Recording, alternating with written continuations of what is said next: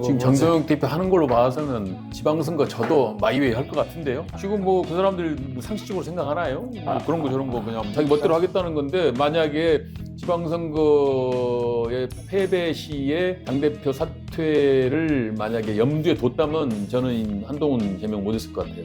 왜냐하면 빌미를 주잖아요. 지금 당신 책임이다 하고 빌미를 준 거 아니에요. 명백한 빌미를 준 거거든. 다음 주에 지방선거 패배했을 때 뭐 딴 거 보면 당신이 그때 한동훈 제명하고 뭐 해서 선거 진거하고 할 말이 있게 되거든요. 근데 지금 이렇게 했다는 것은 지방선거 질 걸로 예상하고 그냥 마이웨이 하겠다는 식으로 봐요. 이번에 나온 후속 보도에 의하면은 그 미략했다라고 하는 미략설도 돌더라고요. 텔레그램 화면 캡처들이 좀 켜지면서, 그래서 이 누가 이거를 한 거냐 들여다 보니까 이 김어준이 기획한 거다. 그 배우에 이제 양정철이 있다. 뭐 이런 이야기도 돌리고, 그래서 이제 미략을 하면서 미략 아니야? 이렇게 하는 그 메시지 안에 뭐라고 써져 있냐면 당명 변경 불가.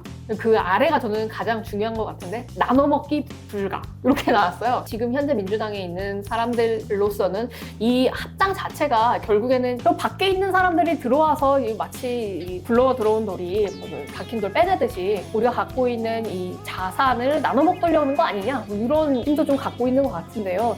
이게 어떻습니까? 내부에 들여다보면 정말 이 양정철과 김어준이 이제 기획을 해서 이제 지금 있는 이재명 대통령 정부와 좀 부딪히고 있는 게 맞습니까? 유시민 작가가 어제 김민석이 그때 너 탈당하고 정몽준한테 갔었잖아를 어제 얘기합니다. 김민석이 그 사건으로 다시 민주당에 돌아와서 지금 수석 최고위원을 하고 지금 국무총리까지 하는 걸리는 시간이 10수년이에요. 그의 정치 인생의 가장 아픈 대목을 어제 찍은 거예요. 이거는 진짜 금도예요, 금도. 같은 편끼리 말 안 하는. 그래서 제가 어제 깜짝 놀란 게, 지금 이제 주류를 이루는 사람들은 이 사건을 다 압니다. 정청래와 이재명 대통령과의 싸움이 유시민 작가까지 들어와서 금도를 넘어서기 시작했다. 그리고 제 경험상 유시민 작가가 붙어갖고 잘 되는 일이 별로 없어. 솔직히 말하면.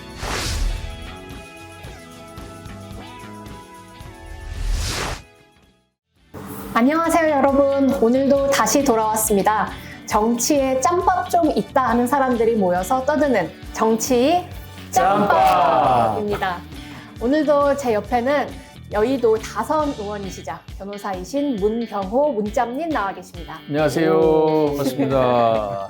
그리고 제 왼쪽에는 여의도 정치 경력 30년, 제가 조금 더 자세하게 설명드리면 국회 정책연구위원이자 당 전문위원이자 당 연구원 원장이자 한국가스안전공사 부사장이시자 KMMG 컨설팅까지 주로 정책과 기획 일을 두루두루 해오신 경력 30년 정두환 정장님 나와 계십니다. 안녕하세요.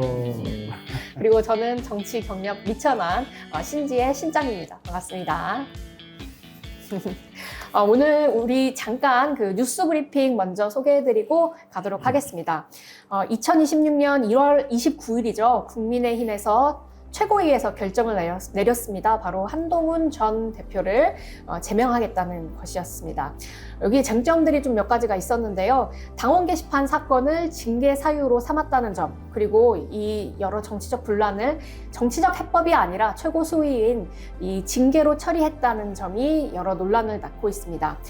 제명 이후에 국민의힘 초재선 의원 모임인 대안과 미래, 그리고 현재 서울시장이신 오세훈 시장이 이게 좀 문제가 있다라고 하면서 의원총회 소집 요구를 하거나 당대표에서 내려오라는 요구도 있었습니다.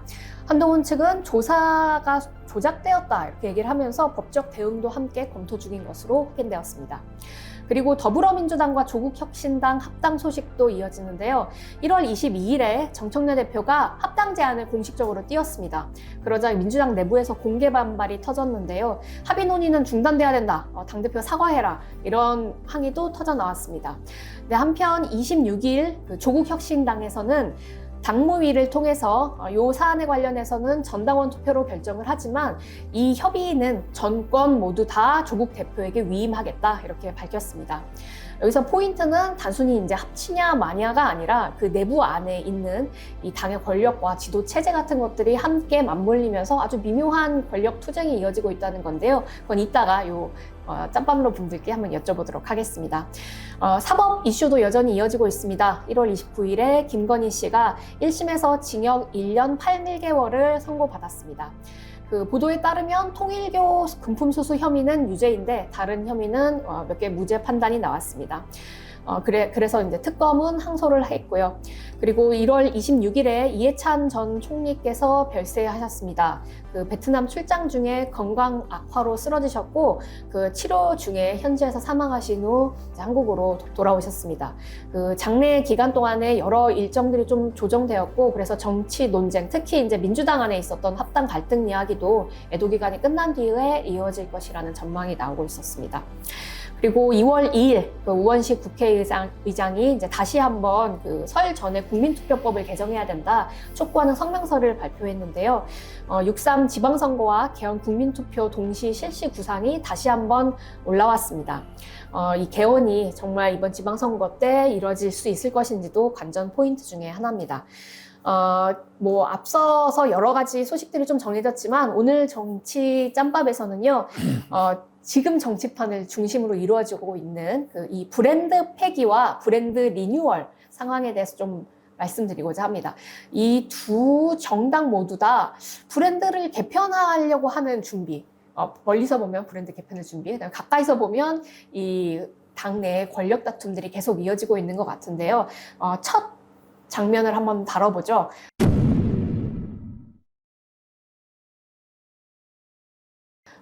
우리 한동훈 제명 왜 하필 지금 왜 최고 수위로 이루어졌는지 잠깐 얘기를 한번 나눠보도록 하겠습니다. 이 세력이 그러니까 즉 장동혁과 그다음에 이 한동훈 세력이 뭉쳐질 수가 없다. 이게 결국엔 극단적으로 갈라질 거다. 뭐 이런 얘기를 했는데요. 그 예상이 크게 달라지지가 않았습니다. 이 일에 대해서는 이 문짬께서는 어떻게 보시나요? 글쎄요, 뭐 선거 앞두고 정치권에서 보면 비상식적인 일이 벌어진 거예요. 원래 선거 앞두면은 합쳐야 되잖아요. 원수하고 손잡는 게 정치인데 오히려 당내에 있는 그 세력을 쳐낸다는 게 좀 비상식적인 행위다 그런 생각이 들고.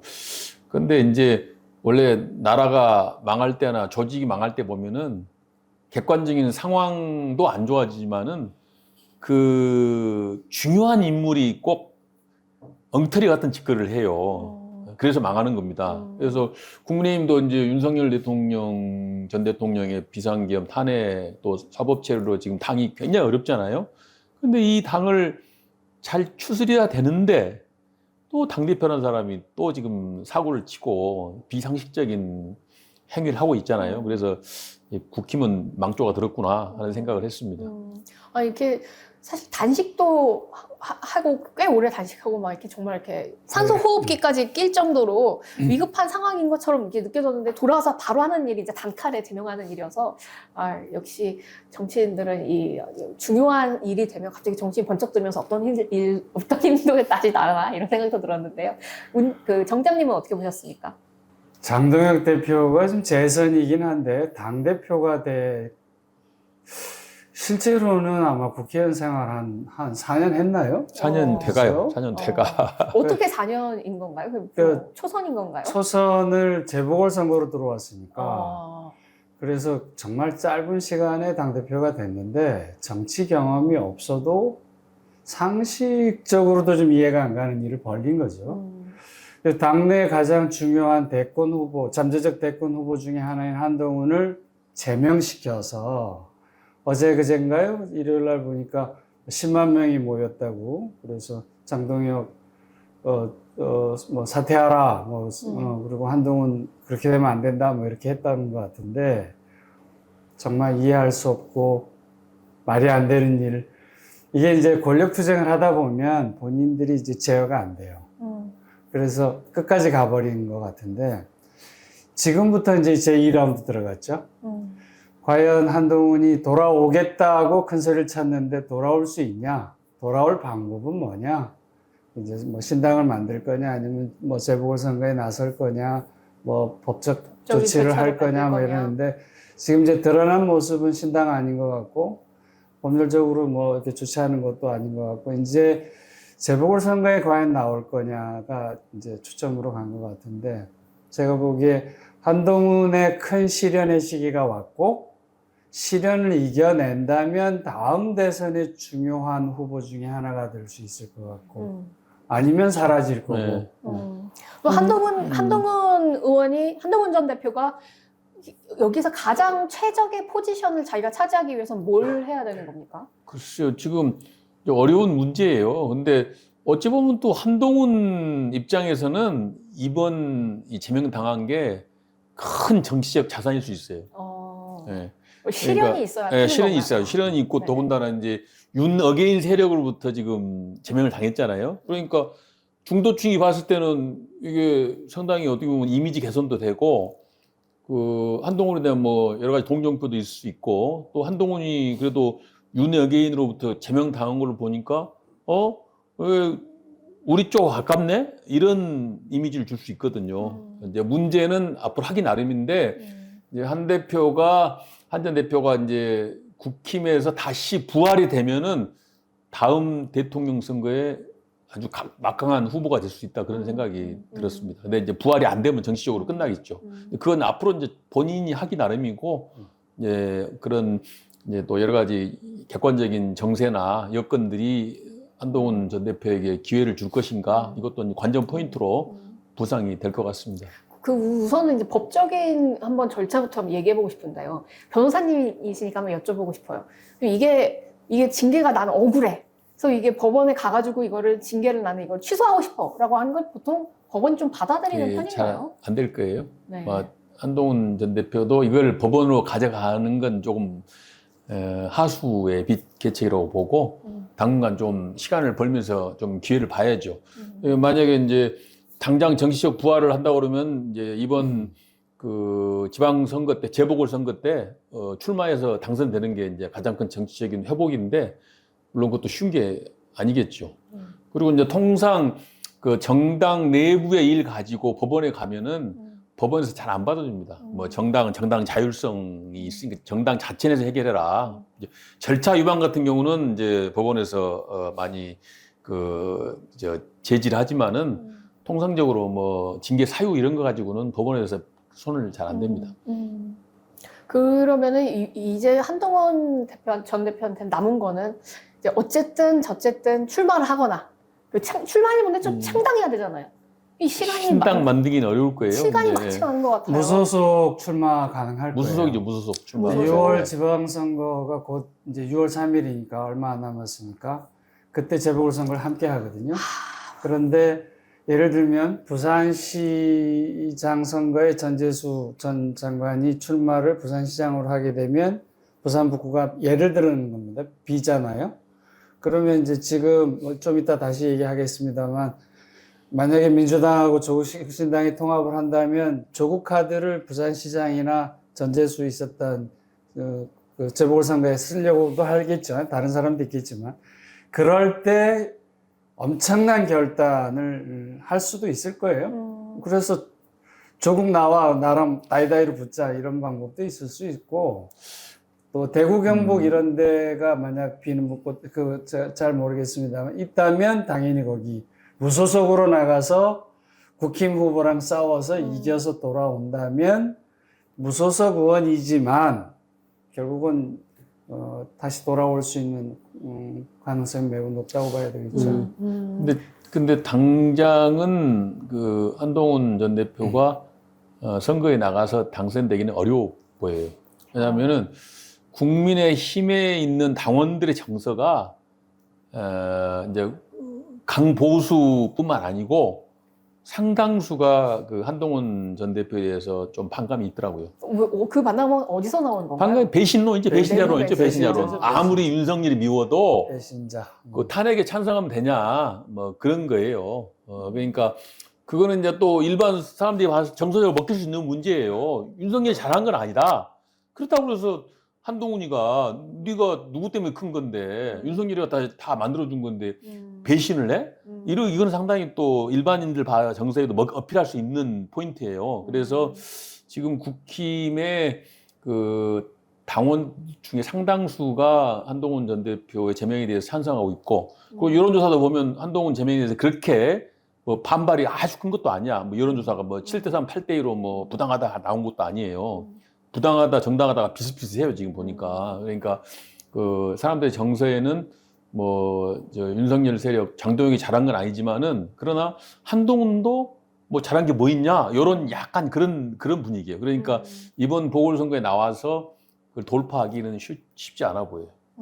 참 한동훈 전 대표로서는 갈 곳 없는 좀 때를 기다려야 할 것 네, 같아요. 때를 이제 기세가 되네요. 국힘 내에 여론이 바뀌는 그 때를 좀 기다려야 할 것 같아요. 그럼 그 한동훈 전 대표와 같이 있었던 그 여러 국회의원들이 그렇죠. 있잖아요. 예, 예. 그 의원들은 다 어떻게 뭐 저는 낙동강 그대로- 오리알 신세가 아니, 되는 그럼 건가요? 그대로 있는 거고, 그대로 이제 신당을 만들거나 그렇지 않으니까 또 음. 탈당할 분 한 분도 안 계신 것 같고, 이제 앞으로 이제 총선이 이제 2년 정도 남았잖아요. 2년 남았으니까 그 안에 만약에 뭐 국민의힘의 어떤 당권이 계속 장동혁 또는 그 윤 어게인 세력이 계속 당권을 쥐고 간다면은 이제 그분들이 제가 볼 때는 총선 앞두고 신당 만들거나 탈당할 가능성이 높은데 뭐 앞으로 국민의힘도 어떻게 변화가 될지 예측하기 어렵죠.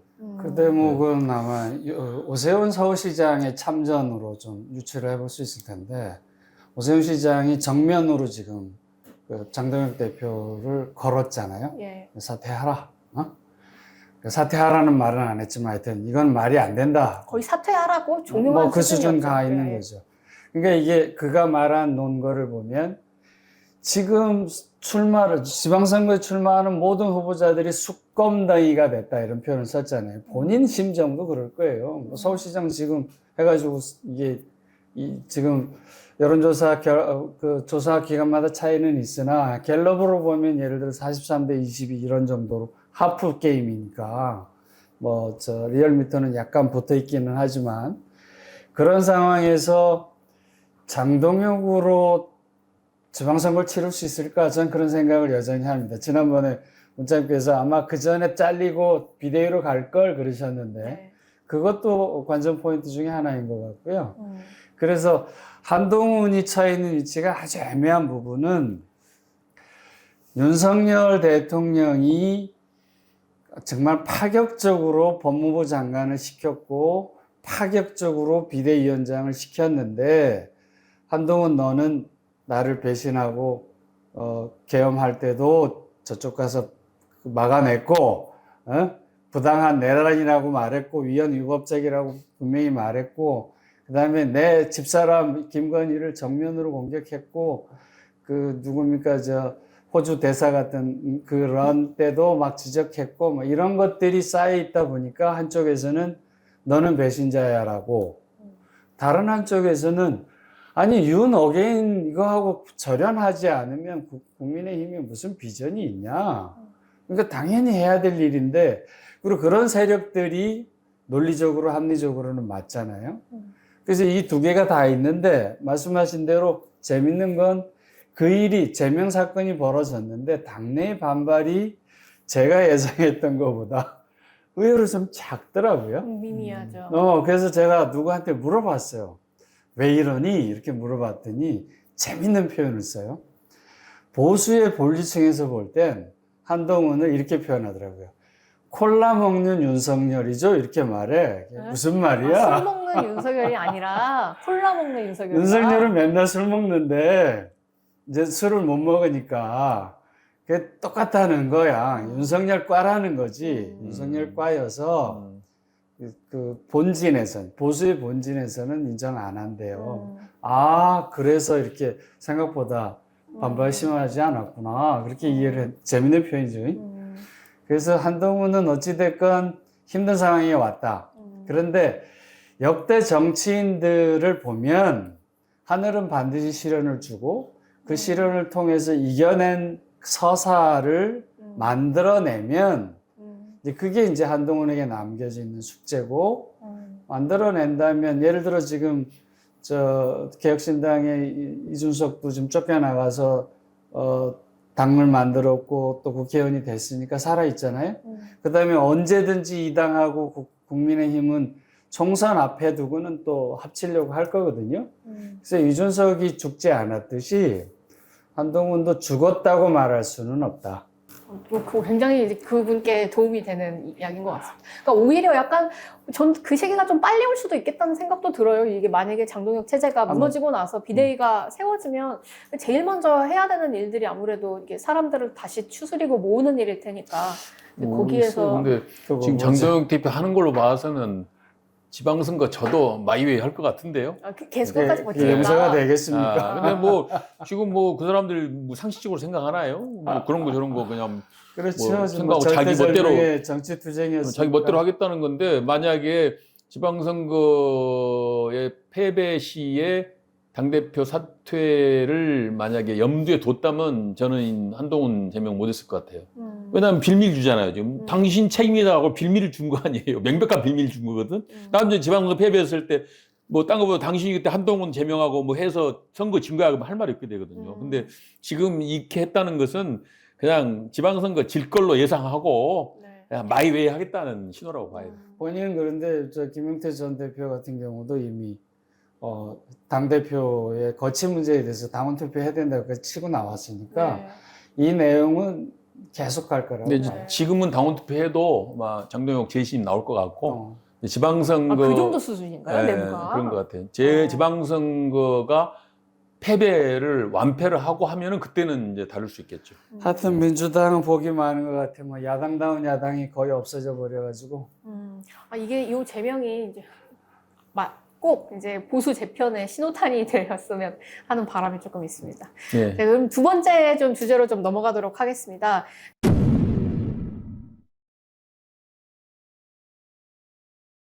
이번에 민주당 내부에서 정청래 대표 본인이 조국혁신당과 합당해야 된다 뭐 이런 이야기들을 좀 했어요.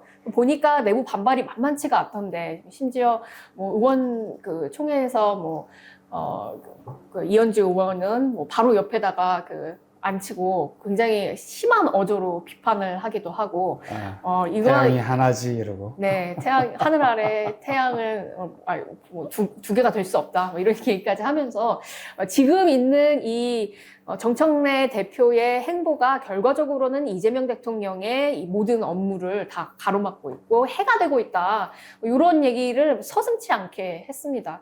그리고 이제 그것을 이제 비호하는 입장에서는 이렇게까지 이 카메라가 많고 사람들이 다 보는 데에서 정청래 당 대표를 비난하는 게 참 이 사람 꼴을 우습게 만드는 거 아니냐 이런 굉장히 감정적인 이야기도 나오기도 했는데요.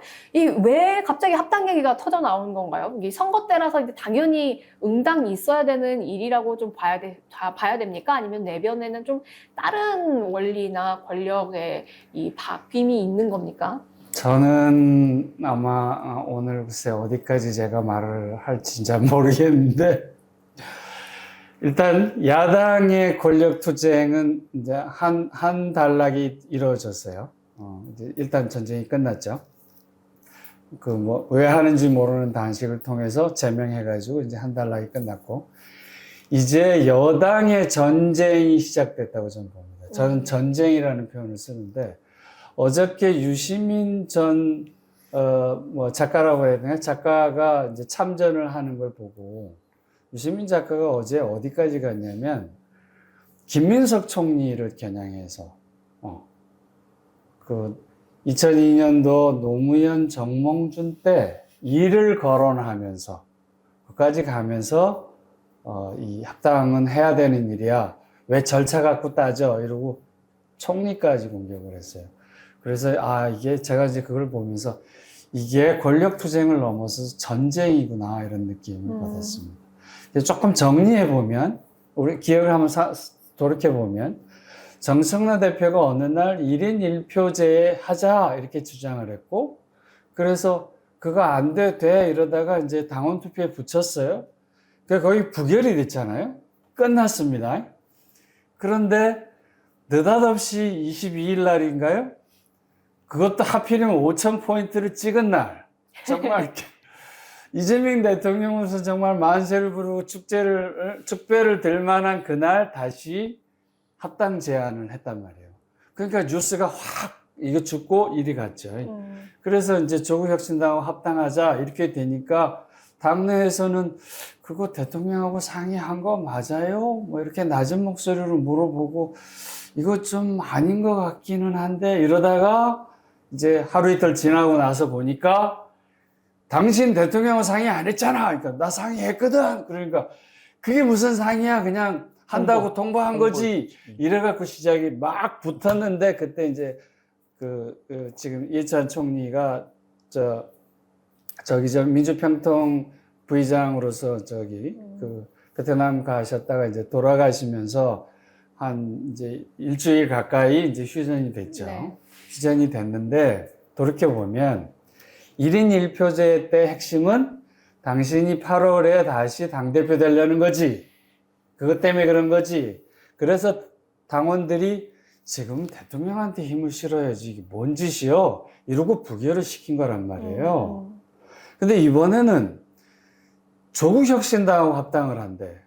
그러면 조국혁신당하고 합당을 하면 흐름상 보면 거기는 지금 이 민주당 팬덤보다 더 센 사람들이니까 당연히 1인 1표제보다 그것도 하고 이 조국혁신당까지 들어오면 당선 확률이 높아지겠죠.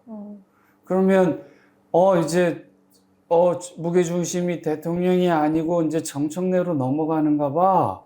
이래가지고 이제 확인을 해봤더니 대통령도 그거 한다고는 얘기는 들었는데 동의한 바 없다는 거고 그 얘기를 누가 치기 시작했냐면 김민석 총리가 직접 나서서 절차에 문제가 있어요! 라고 친 거예요. 그리고 한 발 더 나가서 나도 당대표에 대한 로망이 있습니다. 이렇게 갖고 나서훈 시장 안 나가요. 김어준 뉴스공장 그거 나 여론조사에 나 빼세요. 여기까지 가버린 거예요. 그러니까 청와대 입장도 분명히 드러났고 두 세력이 충돌을 했는데 두 세력이 뭐냐면 정청래를 필두로 한 김어준, 양정철 그리고 유시민까지 가버린 거고 이쪽은 대통령, 김민석 이렇게 가버린 거예요. 여기에 이제 조국이 어떤 역할인지 좀 이따 다시 얘기하기로 하고 그래서 이게 전면적으로 어제 상황은 이제 완전히 붙었다고 봅니다. 그래서 이거는 권력투쟁의 최고 단계로 넘어갔는데 저는 30년 동안 여의도 생활하면서 이런 꼴을 처음 봐. 대통령 지금 8개월 됐는데 오늘이 8개월 되는 날이에요.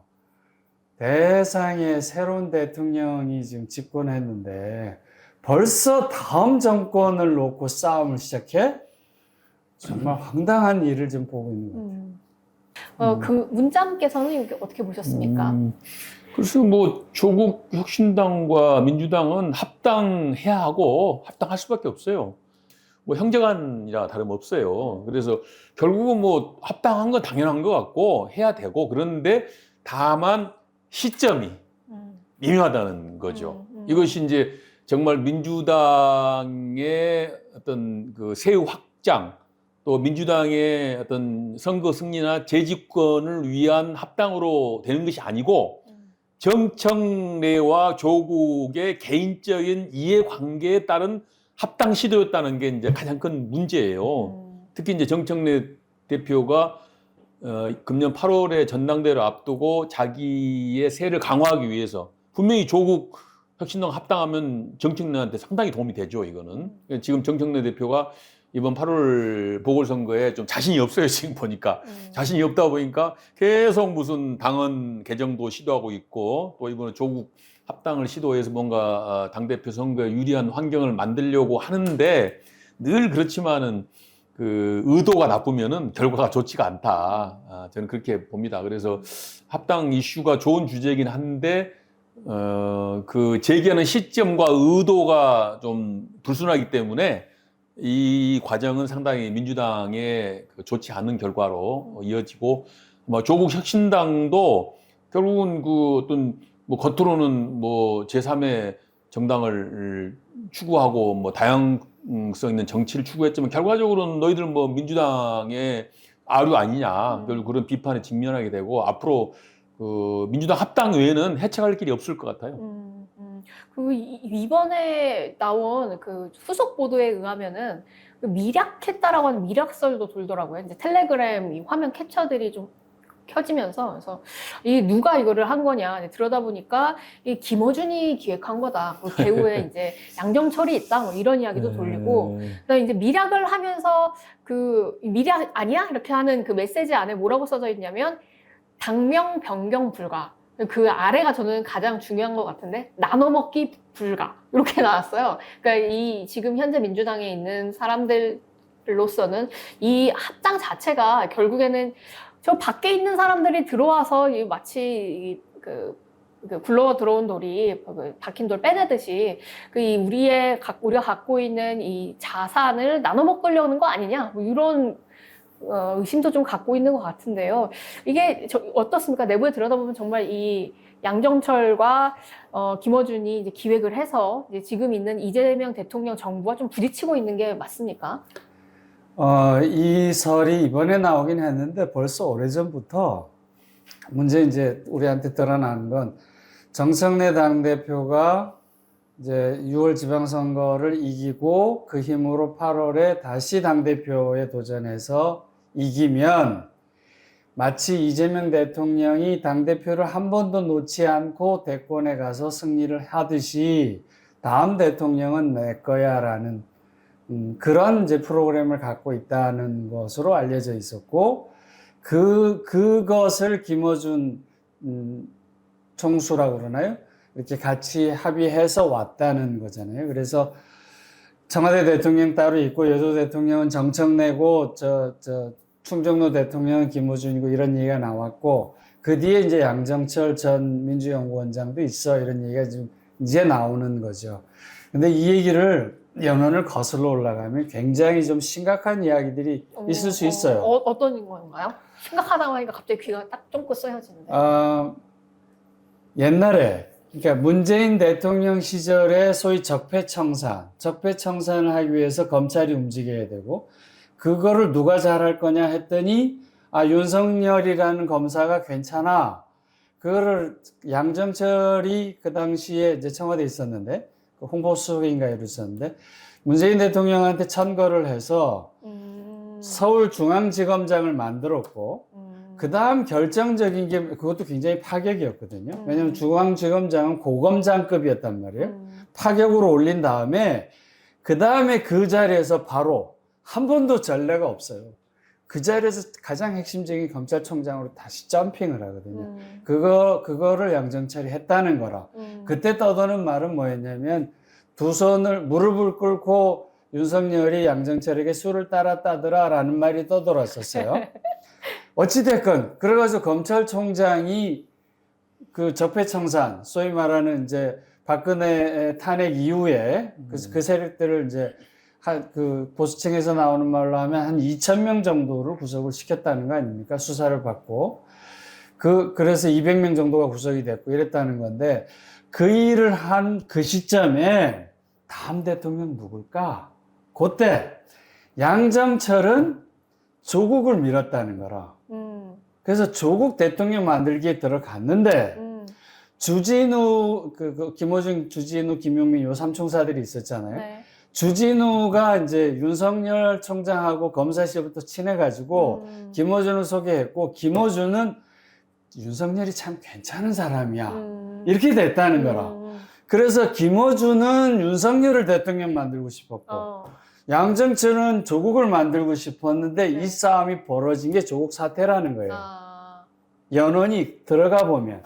그래서 결국은 윤석열 손에 의해서 조국은 아작이 났고 말 그대로 집안 전체가 풍지박산 났고 정경심 교수는 구속이 됐고 몇 년 살았잖아요. 그다음에 뭐 눈도 갔고 뭐 딸내미는 박사 의전원해서 의사가 된 사람이 고졸까지 됐고 풍지박산이 됐잖아.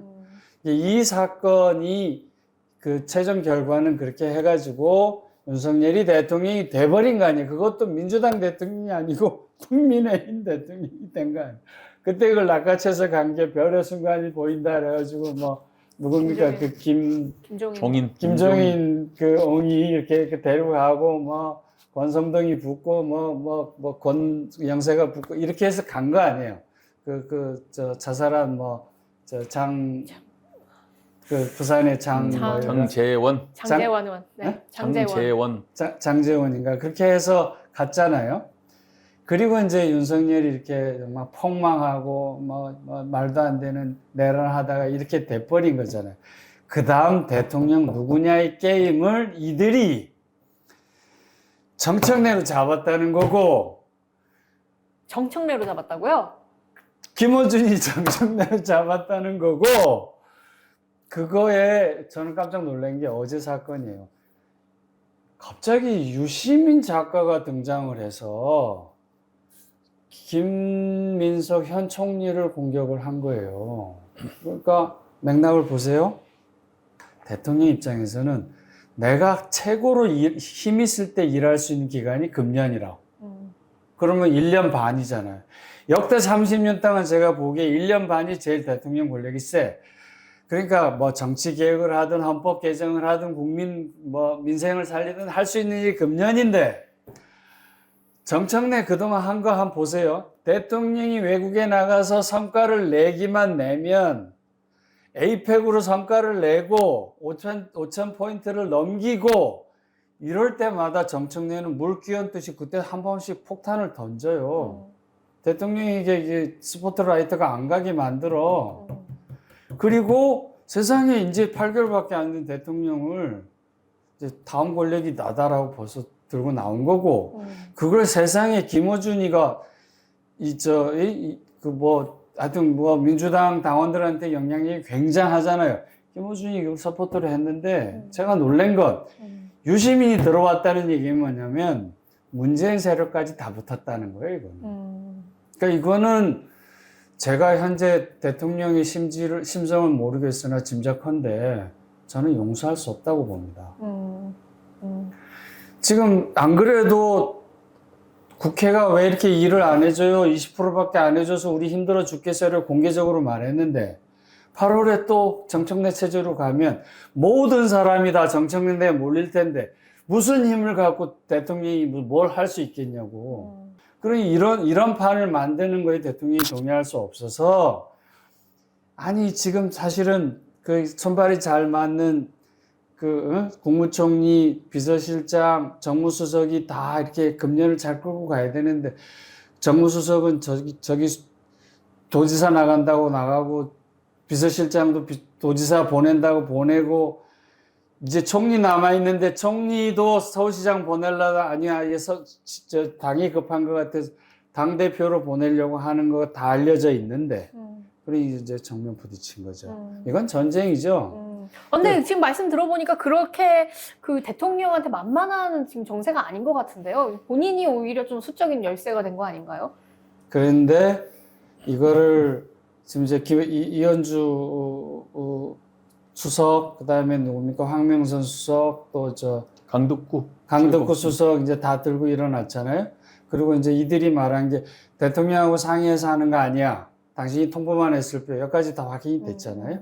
그러면 지금부터는 싸움이 국민들한테, 당원들한테 직접적으로 물어볼 겁니다. 이재명을 버릴 거냐. 진짜 만약에 이 싸움에서 1인 1표제가 통과가 되고 양당이 합당을 하고, 그래서 조국이 또 이제 대선 후보급이잖아요. 조국이 들어오고, 그래서 이미 사람들의 관심이 현 권력이 아니라 차기 권력으로 넘어가 버리는 상황이 벌어진다면 용서할 수 있겠어요? 용서 가능합니까, 이게? 글쎄요. 하여튼 지금 묘하게 돼가고 있어요. 집권 여당이 지금 집권한 지 얼마 됐다고 지금 벌써 지금 내부 권력 투쟁을 하고 있으니 답답한 노릇인데, 자우지가 이렇게 되는 원인이 이제 가장 큰 원인이 정청래 대표의 처신이라고 봐야죠. 정청래 대표가 대통령하고 잘 원만하게 하면서도 얼마든지 자기 입지를 굳힐 수 있는 방법이 있는데, 굳이 지금 대통령하고 긴장 관계를 유지하면서 이렇게 지금 행보를 하는 게 좀 납득은 안 돼요.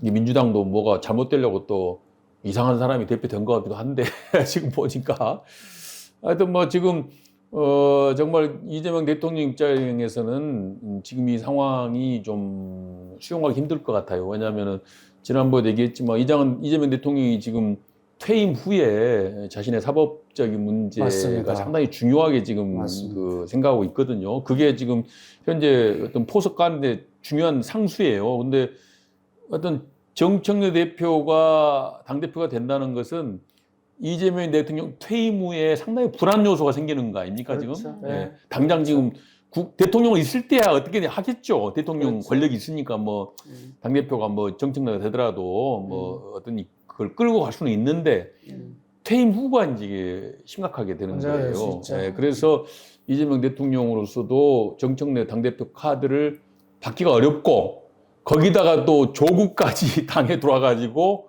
또 전쟁을 보인다면은 그것도 이재명 대통령으로서는 껄끄러운 상황이다 그렇게 보여지거든요. 그래서 근데 또 합당을 하는 게 또 명분이 있어요. 명분이 있기 때문에 모르겠어요. 이제 앞으로 정청래 대표가 이제 이 합당이 정말 자기의 이해관계가 아니고 민주당 전체를 위한 것이고 소위 말해 진보 진영 전체를 위한 것이라는 그러한 뭔가를 적극적인 이슈를 제기해야 되겠죠. 자기가 당대표 출마를 안 한다 할지 예를 들어서.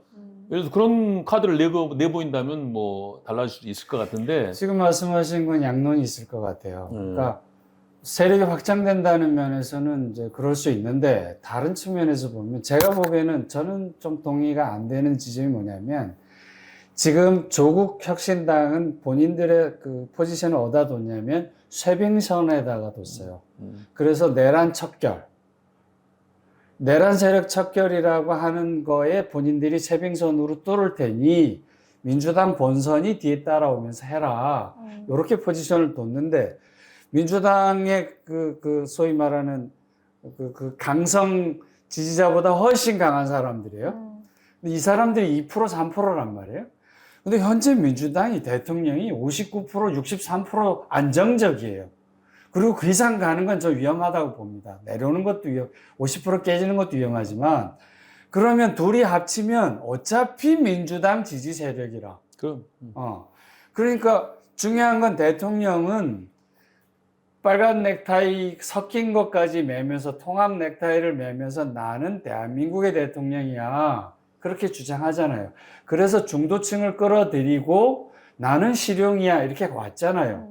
그렇게 가면서 외연을 확장해 가고 있는데 당은 강성으로 쪼그라드는 거라. 그러면 이게 선거에 유리하냐, 지방선거에 유리하냐, 유리한 하나도 없다고 봐요, 저는. 들어오나 마나 상관없어. 어차피 소선거구제와 지역주의가 결합되어 있는 이 상황에서 호남은 그쪽이 다 민주당이 먹을 거고, 거기에 혁신당이 몇 개 먹겠죠. 뭐, 대국이 뭐, 못 들을 거고, 어차피 국회의원이 먹을 거고, 수도권하고, 경남하고, 부산 정도 남았고, 충청권도 본래 있는 편에서 약간의 변동이고, 큰 판으로 보면 이미 민주당이 대승이고, 지금 장동혁으로 대표되는 국힘은 쪼그라드는 대로 쪼그라들 잘못하면 부산시장도 내줄 수 있고, 서울시장도 내줄 수 있는 이 판이 정리돼 있는데, 지금 합당해서 얻을 건 저는 없다. 더 봐야죠. 별로 실익은 없어요. 그러니까 타이밍이 지금 좋지는 않아요. 왜냐하면 이미 민주당이 대세를 장악하고 있는데 거기에 뭐 조국 혁신당이 플러스 해봐야 별 볼 일이 없거든요.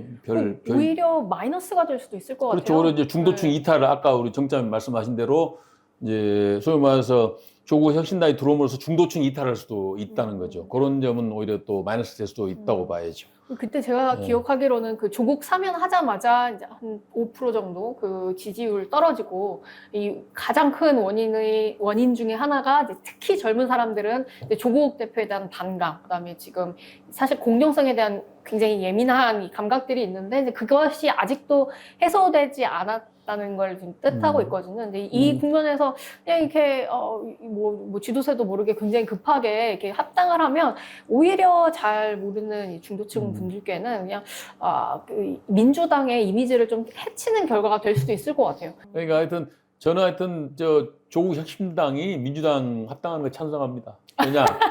위장된 제3당은 빨리 사라져야 돼. 삼지대에서. 지금 조국 혁신당이 제3지대 당이라고 하지만 민주당이 아류 아니에요. 민주당 아니, 아류. 그렇게 치면 지금 남아있는 정당이 좀 많이 아니 있어요. 그러니까 지금 이준석 개혁신당도 사실은 뭐 국힘의 아류 정당 비슷한 거 아닙니까 지금. 그러니까 그렇죠. 예. 빨리 본 모습으로 돌아가서 빨리 본리에 합류를 하기를 바라고 그래야 3지대가 비어야 온통 비어야 이제 제대로 된 정말 제3당이 자리할 수 있다. 괜히 그냥 좀 뭐 양당의 아류들이 또 일정 부분 지금 면적을 차지하고 있으니까 그만큼 제3지대가 좁아져 있잖아요. 이것을 빨리 정리해야 된다. 그래서 뭐 어차피 이제 시간이 문제지. 어차피 뭐 조국 혁신당은 민주당과 합칠 거고 또 그 개혁신당도 국힘과 합친다고 보여지기 때문에 이제 앞으로 제3지대가 상당히 이제 넓어질 거다, 더 넓어질 거다라고 예상을 하고 또 양당이 빨리 큰 당으로 가기를 바랍니다. 어떤 식으로든 본인들한테 좀 뒤통수를 맞게 되는 아무리 거대 정당이라 할지라도 이 꼼수로 인해서 문제가 생기는 상황들을 계속 맞닥뜨리는 것 같습니다. 근데 그 위성정당 문제도 정말 저는 한심하다고 봅니다. 저렇게 제도를 만들어 놓고 꼼수를 통해서 그 제도의 취지를 완전히 왜곡시키는 이러한 정치행위들. 근데 또 문제는 국민들이 그걸 용인을 해요. 그렇잖아요. 2번 총선에서 국민들이 그 당을 지지하고 또 당을 만들어 줬어요. 그러니까 이것은 뭐냐면은 정치권의 책임이에요. 누군가가 그 부분을 정확히 비판하고 정말 국민들로 하여금 그 위성정당에 투표하지 못하도록 강력한 태클을 걸었어야 된다고. 근데 그걸 태클을 누가 걸지 못했잖아요. 그러니까 국민들 입장에서는 뭐 선택지가 밥상에 올라와 있는 반찬이 없잖아요, 지금.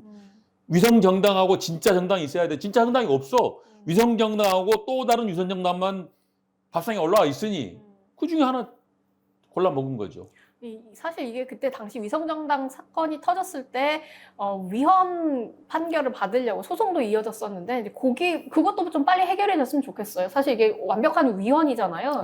위헌은 아마 판결이 기각됐을 거예요. 아마 안 나왔어요. 네. 안 나왔나 기각됐나 뭐 네. 정확하게 그것까지 확인 못했습니다만은 재판으로 해결해서는 안 되는 문제고 정치적인 그 힘으로 해결해야 되는데 저건 다음 총선에는 제발 좀 그 위성정당들이 또 표를 가져가서 정말 이 준연동형제라는 좋은 다당제 제도가 또 그 몰각되는 그러한 일이 없었으면 좋겠습니다. 저는 준연동형 비례대표제 좀 바뀌었으면 좋겠어요. 그게 사실 바뀌어야죠. 네, 그거는 엉터리 정도가 아니고 사기입니다. 사기. 연동형이라고 보기도 어려운. 사기죠, 사기. 지금처럼 또 위성정당 만들어서 또 갈 텐데 이거 안 바꾸고는 대한민국 정치가 좋아질 걸 기대할 수 없어요. 네. 단정적으로 말씀드립니다. 맞습니다. 이건 사기입니다. 저는 어제 유시민 작가의 말 중에 가장 충격적인 거를 뭘 들었냐면 김민석 총리를 겨냥해서 공격을 했는데 그 예를 뭘로 들었냐면 2002년도에 노무현 대통령이 이해창 후보하고 붙었을 때 이제 처음에 이제 후보가 돼서 했는데 갈수록 지지도가 떨어지기 시작했어요.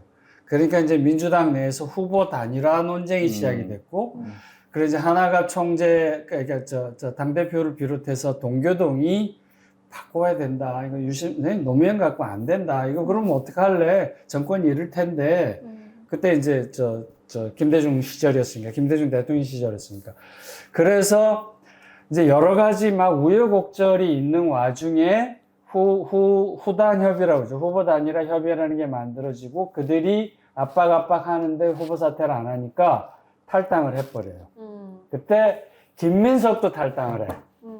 여러 사람 하는데 한강욱도 하고 막 여러 사람 하는데 김민석이 탈당해서 누구한테 가냐면 정몽준이 떠올라오니까 정몽준한테 갔어. 그래서 정몽준한테 몸이 싫어버린 거예요. 그래서 이제 이쪽 민주당 입장에서는 하여튼 정권은 잡아야 되고 이해창은 누군가 이겨야 되고 뭐 이렇게 되니까 이제 마지막에 노무현 대통령이 승부수를 띄웁니다. 그럼 후보 단일화 할게요. 아니 잠깐만요. 근데 그 후보 단일화 할 때 선수로 나가셨던 분이 그 정자님 아니십니까? 현장에서? 제가 현장에 나갔죠. 우리 편은 후보 단일화, 우리 편은 제1기는 이해찬 기획위원장, 저는 이제 기획실장이었으니까 기획본부장, 그리고 이제 그 뭐 홍성준 비슷한 뭐 그런 선배 이렇게 있었고 이쪽은 김행, 김민석 뭐 이렇게 있었어요. 가서 딱 보니까 김민석이 있다고 와 있는 거야. 그래서 이제 학번들이 비슷하니까 얼마나 어색한 관계예요, 이게. 네. 그 이제 그건 금방 깨졌어요. 깨지고, 왜냐면 이해찬 선배가 워낙에 세기 때문에. 그래서 신계륜 단장으로 바뀌고, 이제 우리 스위스 저쪽, 은평구 쪽에 있는 거기서 이제 밤을 새우는데, 거기에 김민석이 나와가지고, 아주 이제 정말 드라마틱한 합의를 보게 됩니다. 그때 이제 아주 정말 나중에 제가 책에 쓸 만한 이야기들이 참 많이 그때 있는데 지금 시간이 없으니까 지나가는데 유시민 작가가 어제 김민석이 그때 너 탈당하고 정몽준한테 갔었잖아를 어제 얘기한 거예요. 그거 아주 기분 나쁜 얘기였구만. 기분 나쁜 얘기. 김민석이 그 사건으로 다시 민주당에 돌아와서 지금 수석 최고위원을 하고 지금 국무총리까지 걸리는 시간이 10수년이에요. 그의 정치 인생의 가장 아픈 대목을 어제 찍은 거예요. 이거는 이제 금도예요, 금도. 같은 뼘끼리 말 안 하는. 그래서 제가 어제 깜짝 놀란 게 지금 이제 주류를 이루는 사람들은 이 사건을 다 압니다. 그래서 정청래와 이재명 대통령과의 싸움이 유시민 작가까지 들어와서 금도를 넘어서기 시작했다. 그리고 제 경험상 유시민 작가가 붙어갖고 잘 되는 일이 별로 없어. 솔직히 말하면. 하여튼 참 문제가 많은 선배야. 정치하지 말란 얘기까지. 시원시원하고 하여튼 정리 잘하고 대단히 논쟁도 잘하고 하여튼 정리도 잘하고 말도 잘하고 글도 잘 쓰는데 하여튼 그 선배 끼어갖고 잘 되는 일 잘 못 봤어. 이해찬 선배하고 또 달라요. 심지어는 이게 이해찬 기획에 가까운 일이다, 통합해야 된다 이러는데 저는 이해찬 선배 판 거라고 생각해요. 저는 이해찬 선배 동의 안 한다고 봅니다. 이해찬 선배는 어찌됐건 문재인을 만들어냈고 이재명을 만드는데 가장 중요한 사람이었어요. 그 사람이 지금 한참 일해야 될 대통령 이재명 지금 힘들게 만드는 걸 하라고 할 사람이 아니에요. 그건 말 같지도 않은 얘기라고 봐. 지금 이 싸움은 저는 이재명 대통령 편을 들려고 이 말을 하는 게 아니고 금년이 중요한 해라고. 금년이 중요한 해라. 정말 힘이 넘칠 때 정치개혁도 하고 민생개혁도 하고 국민통합도 해야 되는 시기라. 아니 그러니까요. 아니 헌법 개헌 얘기를 지금 해야 되는데 지금 이 합당 얘기 하다 보니까 저희 시간도 이렇게 다 써먹었어요. 그러니까. 예. 아니, 개헌 얘기로 그럼 우리 자연스럽게 넘어가도록 하겠습니다.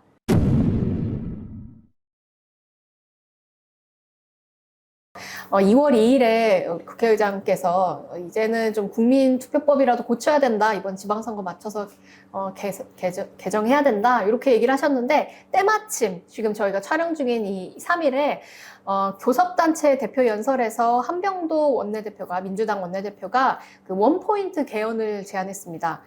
주된 내용은 5.18 정신을 헌법 전문에 수록하자인데요. 개헌 이야기들이 나와서 그래서 이번 지방선거 때 뭐라도 될 수 있을까 하는 사람 입장에서는 좀 반가운 마치 가뭄의 단비 같은 이야기인데요. 이거 어떻게 보셨습니까?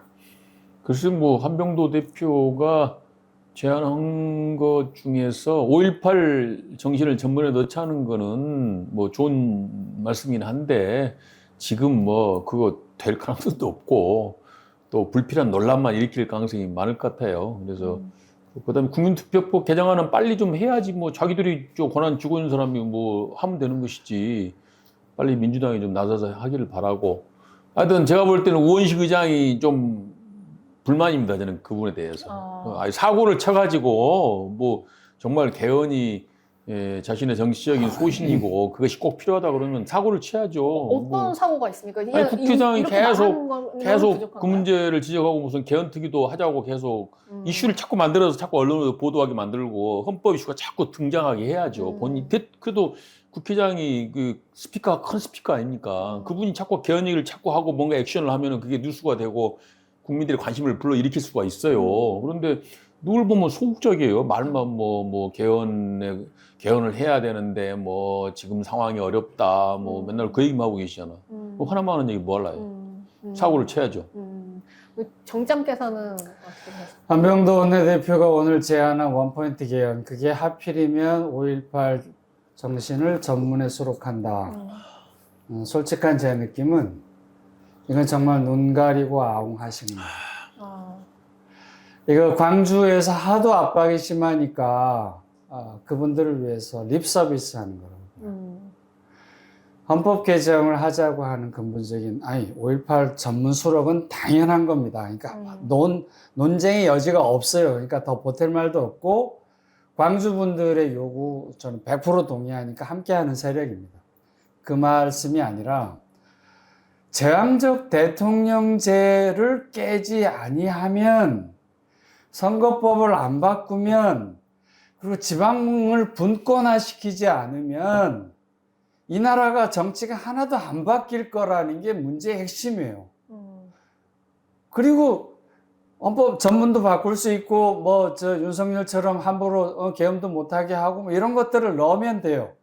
그리고 40년 동안 안 바뀌었기 때문에 기본권, 사회권 이런 거 다 손을 봐야 돼요. 수많은 논쟁이 있는데 그중에 핵심이 제일 힘든 게 뭐냐면 대통령을 왕으로 생각한다는 이 제왕적 대통령제의 문제예요. 이번에 이현주 저 최고위원 발언 한번 보세요. 세상에 태양이 하나인데 왜 2인자, 3인자가 태양 2개, 3개 하려고 그러느냐. 그런데 사람들이 반응이 없는 게 저는 더 신기해요. 아니 대통령이 어떻게 태양이냐고 지금 이게 왕권 국가냐고요. 이런 정도로 우리가 지금 민주공화국을 살고 있는데 여전히 의식은 왕권 국가라 대통령이 왕인 줄 알아요. 그걸 깨자니 그렇지 않으면 불행한 대통령이 됩니다. 민주당 당원분들께 민주당 지지자분들께 정말 간곡하게 말씀드리는데 이재명 대통령이 감옥에 안 가려면 헌법 바꿔야 돼요. 국민의힘 지지자들한테 간곡하게 말씀드리는데 또 다른 정치 보복 같은 거 안 당하시려면 헌법 개정 하셔야 돼요. 우리나라 정치 제도가 이 구조를 만들고 있는 거거든요. 개인의 품성이 좋고 나쁘고의 문제가 아니라 권력이 너무 세기 때문에 그 권력은 부패하게 돼 있고 부패 때문에 반드시 감옥으로 가는 이 코스를 40년간 봤잖아요. 수도 없이 봤잖아요. 본인이 갔거나 애들이 갔거나 자살이라는 명목으로 당했거나 탄핵을 당했거나 다 봤잖아요. 그러니까 개헌 문제를 정면으로 봐야지 헌법 전문에 5.18 넣어줄게 이래가지고 광주는 좀 참아주세요. 호남 참아주세요. 이런 식으로 접근하는 거는 정말 비겁한 행동이라고 저는 봅니다. 그러니까 저는 이거 보면서 이재명 대통령께서 이제 좀 나서서 개헌을 얘기할 타이밍이 된 것 같아요. 이 국회의장도 얘기했고, 그다음에 원내대표께서도 어쨌든 국민투표법도 우리 개정하고 원포인트든지 뭔지 개헌을 좀 이번에 해봤으면 좋겠다라고 얘기를 했으면 어쨌든 다 이제 얘기가 된 거고 본인이 이제 나와서 난 그걸 좀 뛰어넘어서 그 원포인트 이상으로 나아가야 된다고 생각한다라고 얘기하시는 게 아까 그 퇴임 이후에 본인의 어떤 삶의 안정을 보장받을 수 있는 저는 굉장히 창의적인 길이 될 수도 있다고 생각하는 게 저는 이거 너무 너무 급진적인 이야기일 수도 있겠지만 의원내각제나 의원집정부제로 넘어가면 오히려 총리 같은 그 인물들을 배출해내면서 본인이 대통령이 아니더라도 이 민주당의 전 내부 뒷배로서 혹은 아니면 실제로 총리가 될 수도 있고 다시 본인의 정치적 기회가 대통령으로 끝나지 않는 더 다른 일들이 좀 펼쳐질 수가 있다고 생각해요. 그리고 그 협상의 과정에서 본인의 미래가 또 여러 안건으로 올라올 수도 있고 이게 나쁘다고 보여줄 수도 있겠지만서도 그래서 지금 현재 이재명 대통령으로서도 개인에게도 좀 좋은 선택이 아닐까. 그리고 이제 합당도 오히려 이것 때문에 막을 수 있지 않을까요? 그러니까. 이게 사실은 위헌이고 이 지금의 이제 선거제도와 그다음에 이 정당제도 자체도 문제다 이렇게 얘기를 하면서 위성 정당들과는 우리 이제 안녕을 고해야 된다 이렇게 한번 얘기를 해주는 게 위성 정당을 또 받지 않게 되는 좀 정치적인 근거가 될 수 있지 않을까 이런 생각도 했었습니다. 지금 그러니까 이재명 대통령 정부가 국민 주권 정부라면서요. 국민 주권 정부. 그런데 국민 주권 정부라고 천명해놓고 국민 주권을 강화하는 제도가 아무것도 없어요. 뭘 했습니까? 국민투표법을 바꿔야죠, 그러면은.